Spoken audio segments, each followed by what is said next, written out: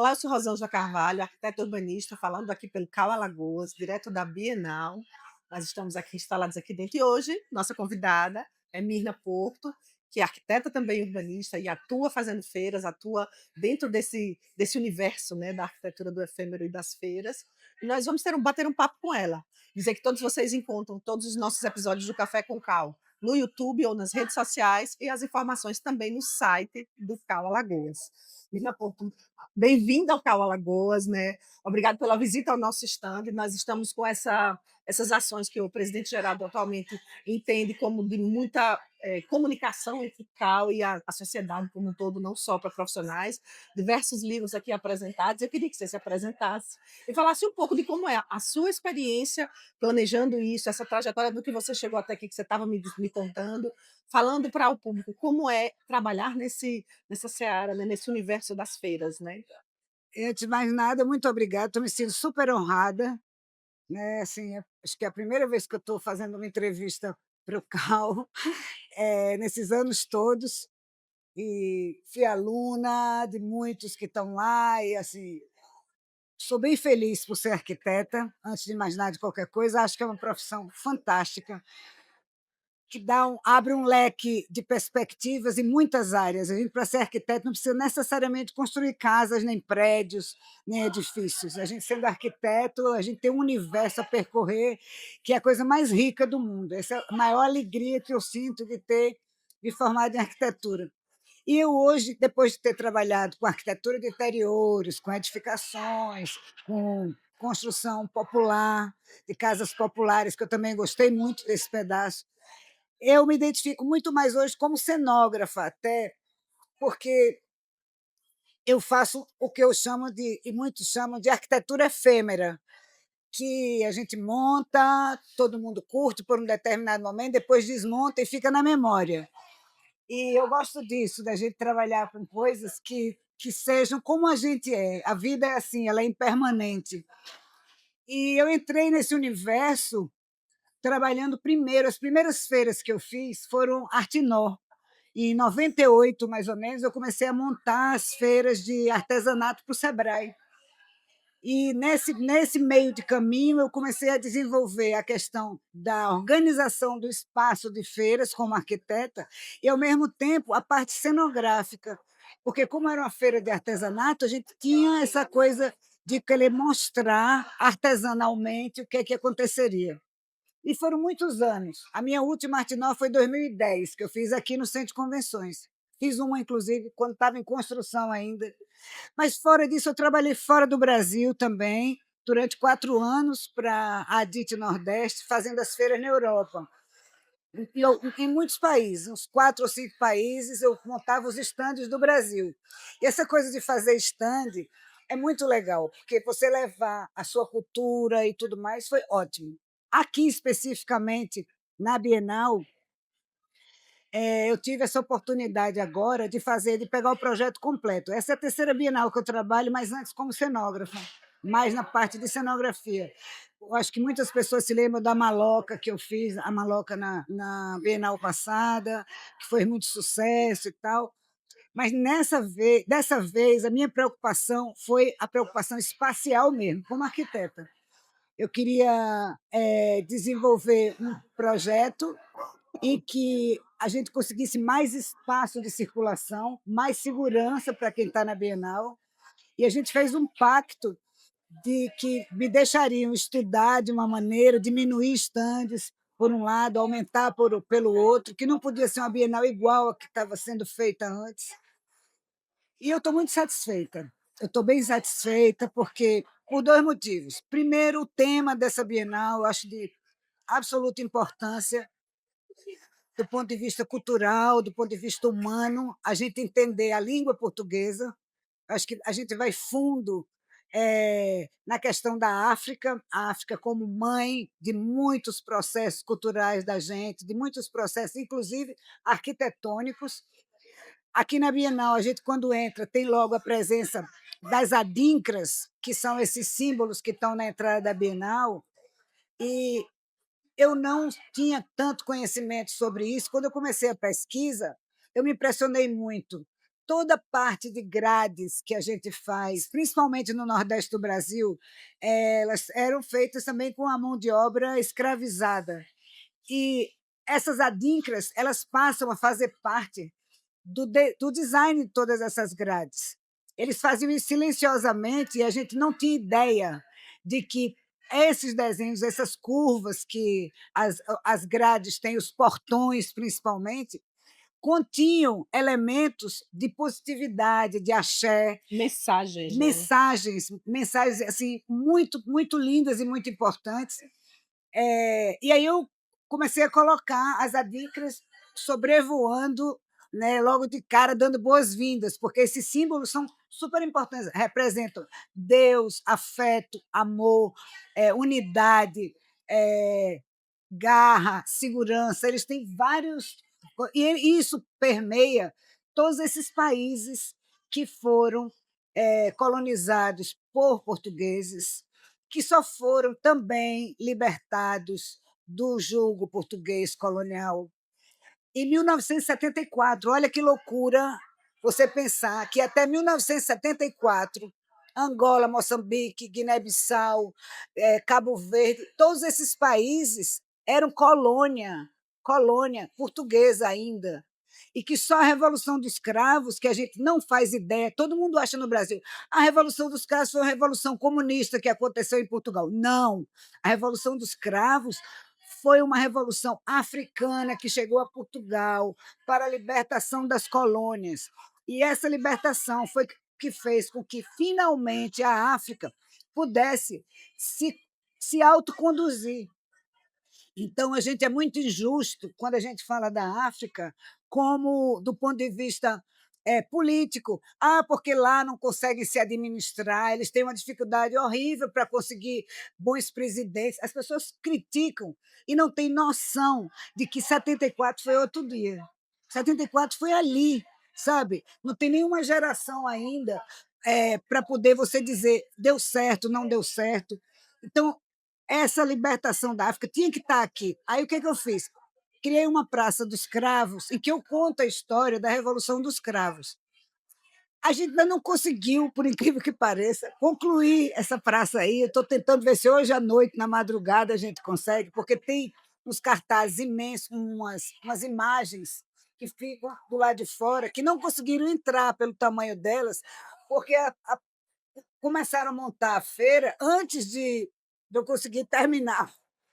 Então, isso aí é uma coisa. Uma logística, né, Uma um problema de logística. logística E a momentânea. outra coisa também que foi muito importante, que assim, é um marco aqui, que eu acho que foram os baobás. A gente tem 2 baobás, um pequeno, que na entrada, e um baobá gigante aqui dentro da Praça dos Autógrafos. Por que o baobá? O baobá é a árvore símbolo da África e ela está presente no Brasil, principalmente no Nordeste, por causa do nosso clima, que é semiárido. Então, em Pernambuco, elas são, inclusive, tombadas. E a maioria dos baobás brasileiros são todos tombados. Ela contém a maior quantidade de água que você possa imaginar. Um Ela oásis, é né, um né. oásis. E aí o que eu fiz lá na frente? Eu criei uma coisa meio poética. Aquilo era para ser muito maior, mas acabou ficando reduzido à entrada de uma pessoa, porque como era numa circulação, não ficaram com medo de acontecer o que aconteceu com a A maloca, maloca. que deu um fluxo muito grande de pessoas. O baobá daqui, ele contém o mar. Aí perguntaram bem, por que o baobá contém o mar? Eu falei assim, ó, água, o Atlântico, o mar, foi a ponte líquida que uniu a língua portuguesa. De Portugal para o Brasil, de Portugal para a África e da África para o Brasil. Então, a nossa língua ela tem, ela é, veio por uma estrada marítima. E, além do mais, eu não queria tocar na questão das caravelas, que eu acho a questão das caravelas meio baixo astral do ponto de vista humano, e acho que a gente já está num patamar dentro do movimento negro, que eu faço parte já há algum tempo, a gente quer olhar agora as coisas de uma maneira mais altiva, mais positiva, sem perder o passado. Por isso que tem a sankofa na última praça, que é um adinkra, aquele pássaro que olha para trás, que eu fiz uma escultura gigante lá, porque a gente tem que olhar o passado, mas a gente tem que olhar o passado sabendo que a gente está voando para o futuro. E, esse baobá contém o mar, o barulho de mar. Quando você entra no baobá, o líquido dele é o oceano, e é um oceano, difícil de atravessar, como Eu já foram as entrei, eu já é. entrei nele. E também, assim, as lágrimas, a saudade, o sal do mar, ele tem uma série de simbologias. E também eu usei a corda, eu usei o elemento corda como um elemento, assim, impactante, saindo do baobá, o baobá feito de cordas, eu até fico porque a corda tem também todo um simbolismo, assim, muito grave dentro da história de todos. E de Portugal, que todos eram amarrados por Salazar, pela ditadura que aconteceu desde 1933, o Estado Novo, e só em 74 se libertaram. Depois, antes disso, o Brasil colônia, ele tem a corda das caravelas, a corda que amarraram os índios, a corda que amarraram os negros, e, enfim. E aí o baobá veio cheio de cordas, mas veio também com frutos de luz. Aí eu coloquei 300 lâmpadas, Com o fluxo do mar é o também, né. fluxo do mar também, que vai e vem, e eu coloquei 300 lâmpadas ali na praça, porque o fruto disso tudo agora é luminoso. Eu gostaria de olhar dessa forma. Dessa forma, né, de E olhar para frente de olhar como para frente e tal. Também a sankofa tem LED e ali também, pessoal. E a outra coisa foi que essa entrada do centro de convenções, ela acabou ficando com uma característica de quilombo, de arquitetura quilombola. muito bom. A arquitetura quilombola, a gente trata de muitos elementos artesanais. Então eu gosto muito da palha, gosto das Que é esteiras. inclusive um traço do seu trabalho, né, que É, sempre está sempre, lidando com esse sempre, material sempre, natural, né. sempre, sempre, sempre eu gosto de usar isso como um pequeno protesto que eu faço em cima de que nós temos materiais tão interessantes, tão fantásticos, que se souberem usar, uma palha dentro de vidro, uma palha quando ela é tratada. Delson Show agora está tratando muito, Delson Show, o artista, está tratando muito de usar como suporte a palha. Ele chama que nós temos papiros. E a esteira de piripiri ela é um papiro que pode durar muito se for bem tratado. E é um elemento barato, a gente usa pouco. A gente não tem muito respeito por determinados materiais, cipó, papiros, cerâmica. Isso Janete Costa já vem usando há muitos e muitos anos, outros arquitetos também, e eu fico insistindo muito nisso. As pessoas às vezes perguntam para mim: "Você sabe fazer uma arquitetura moderna, contemporânea?"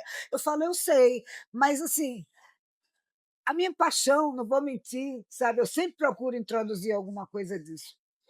E aqui eu fiquei bem contente com as cores, com tudo que aconteceu. Também a gente levou lá para cima, nos outros espaços que a gente trabalhou, que não foi só aqui embaixo, na feira em si, a Pinacoteca levou trabalho de 2 artistas, que eu achei super importante a gente ocupar o espaço visual. Aqui de baixo a gente fica vendo a obra de arte lá em cima, eu acho isso bacana.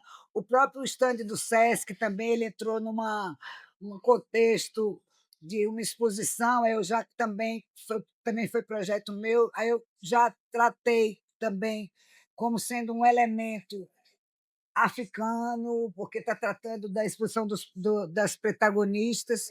Enfim, acho que tudo foi se juntando e no final eu fiquei super contente. E também quando eu passei e achei o stand de vocês super lindo, essas imagens que estão aqui, eu fiquei apaixonada. Quando eu fui passando, eu falei: ai, que linda essa estampa, que maravilhosa, que cores, que tudo. Achei super bom.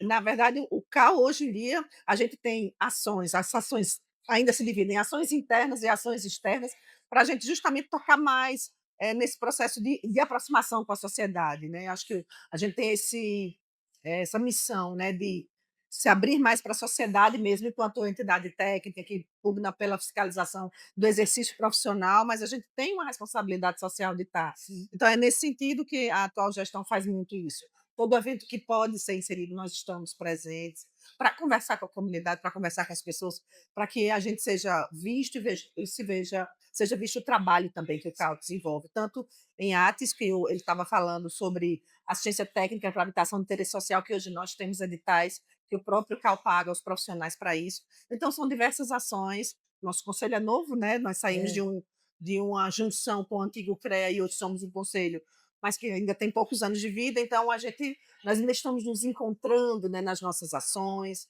e nessa inter-relação com os profissionais, então eu acho que é nesse sentido.